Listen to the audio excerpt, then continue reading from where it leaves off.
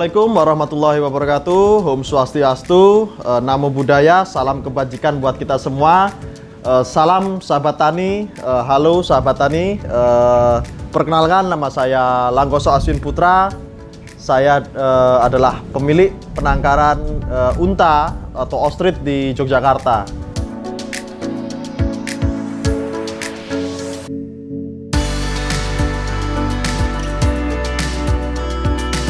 Singkat cerita, kenapa Mahaswin Farm memilih menangkarkan burung unta atau ostrich ini tadi? Karena Mahaswin Farm sebelumnya adalah penangkar merak terbesar di Indonesia, dan kami membutuhkan sebuah tantangan baru.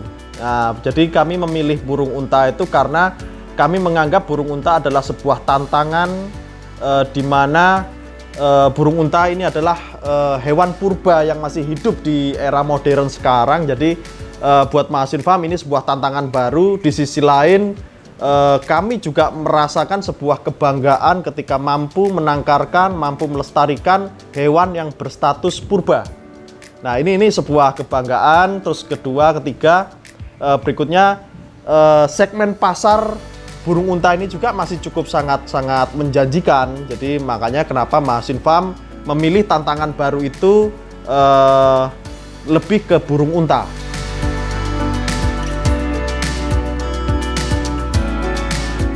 Mahaswin Farm ini sebenarnya diambil dari nama saya pribadi. Jadi saya adalah Langkoso Aswin Putra. Kata Aswin saya ambil dalam mitologi Hindu. Aswin itu adalah dewa masa depan, dewa peramal, dewa pengobatan, dan dewa kembar. Nah, ini saya ambil Aswin dan saya jadikan nama menjadi Mahaswin. Dan ini saya jadikan nama anak-anak saya. Jadi Mahaswin adalah sebuah rangkuman dari Aswin itu sendiri sebenarnya. Nah, ketika saya datang ke Jogja tahun 2012, datang ke Jogja, kami kan merantau. Kami di sini tidak punya teman, tidak punya sahabat, tidak punya keluarga, dan tidak punya pekerjaan. Jadi dari tukang ojek, dari asisten tukang bakso, terus usaha-usaha jualan-jualan apapun kita lakukan untuk bisa bertahan hidup di Jogja. Sampai satu ketika di 2013 kami melihat ada peluang untuk menjual belikan ayam hias. Ayam hias ini mencangkup dari seperti ayam ketawa, ayam pelung, ayam cemani, ayam Polandia, ayam kate, dan lain sebagainya. Itu ayam hias. Nah, disitulah kami mulai menjual belikan ayam hias, dan Mahaswin Farm sendiri mungkin berdiri di tahun berikutnya. Karena ketika kami sudah melihat segmen yang lebih besar lagi, kami butuh bendera. Dan akhirnya penamaan Mahaswin Farm itu sendiri kita ambil untuk menjadikan sebuah bendera, karena ketika kita mengisi tender atau memberikan pelayanan-pelayanan ke institusi atau ke penghobi-penghobi yang memang dia skalanya besar, memang dibutuhkan kwitansi, dibutuhkan faktur dan sebagainya, dan itu semua membutuhkan bendera. Dan disitulah dengan tanpa diniatkan sebenarnya Mahaswin Farm berdiri dengan sendirinya di 2014.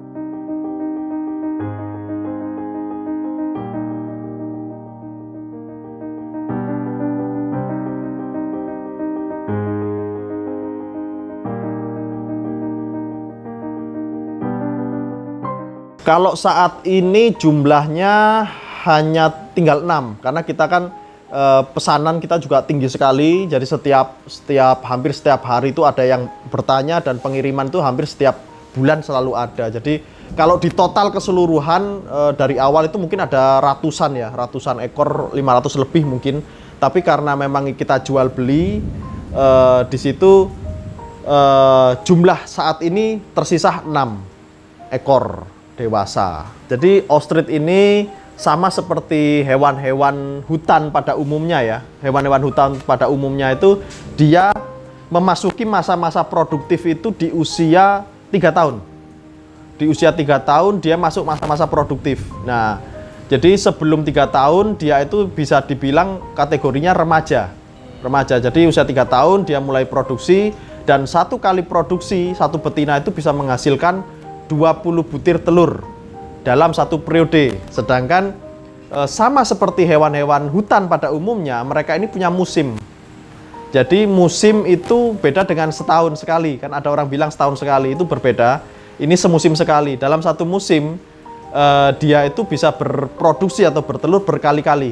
Jadi contoh musim ini Agustus sampai Februari misal. Ini contoh musim. Jadi dalam Agustus sampai Februari ini tadi dia bisa berkali-kali.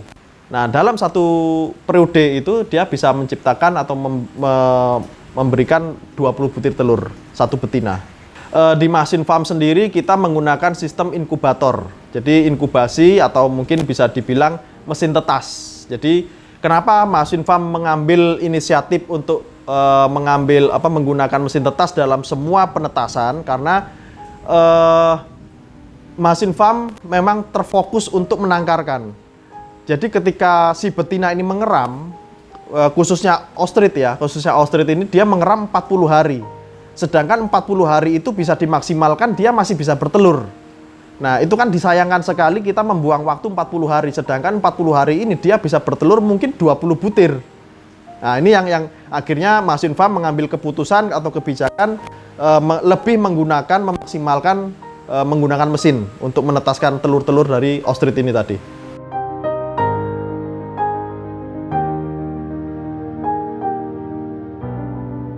Kalau kita mau melayani semuanya, pasar ini semuanya.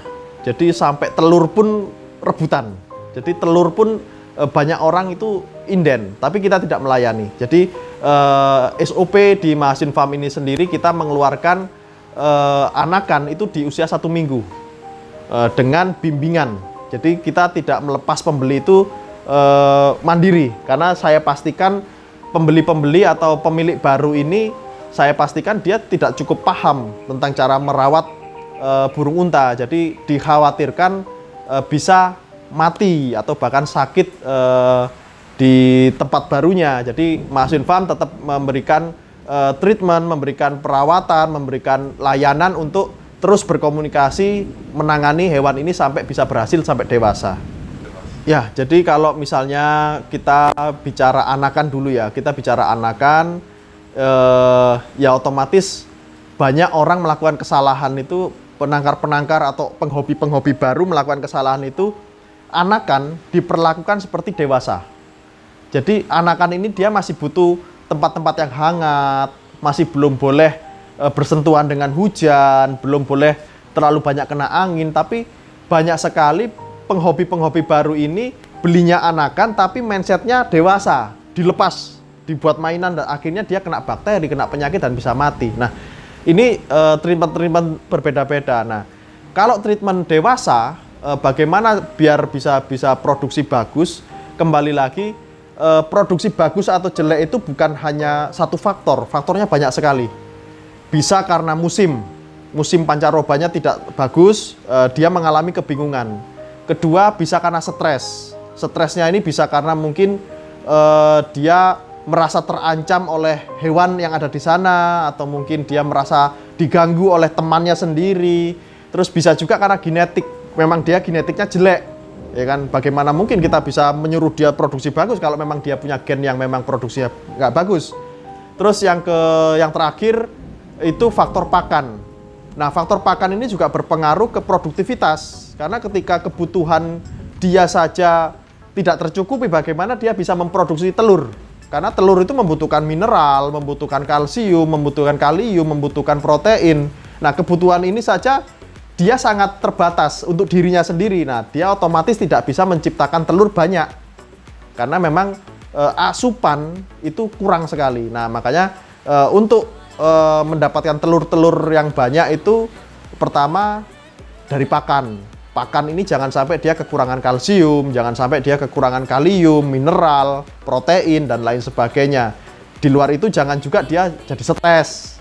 Stres mungkin karena banyak orang, pengunjung, yang rame, yang mengganggu, dan lain sebagainya. Jadi faktor-faktor ini semua harus diselesaikan, barulah kita bisa menilai bermasalahnya ada di mana. Karena memang kalau bicara produktivitas itu faktornya banyak sekali. Kita harus benar-benar memetakan dan menganalisa lagi di mana letak kesalahan, kenapa si hewan ini produksinya nggak bagus. burung unta ini sekali lagi ini bukan hewan yang umum ya. Ini hewan-hewan yang sangat eksklusif, ini hewan yang sangat eksotis. Jadi dipastikan harganya juga tidak seperti umum ya kan. Jadi harganya cukup fantastis, harganya cukup lumayan.